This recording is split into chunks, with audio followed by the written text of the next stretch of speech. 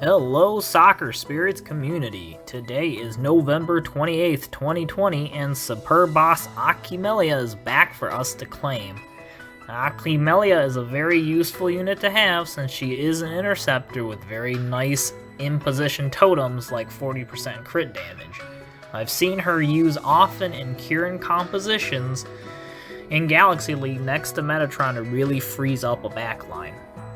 You will definitely not be able to one-hit KO this match. This match will require an extremely solid GK just to survive, and also a very solid attacker to break the enemy line.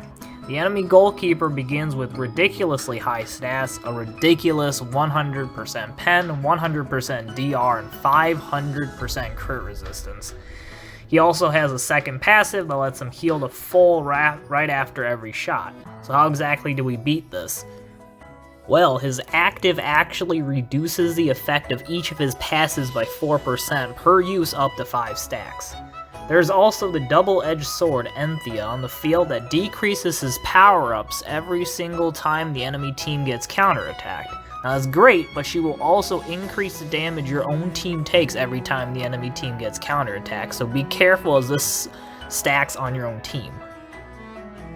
The other passive to watch out for is on Grander, which will remove all those debuff stacks on the enemy GK if your team makes a pass. This passive will erase all those stacks build up, so you do not want to make any passes this match or else the enemy GK becomes invincible once again.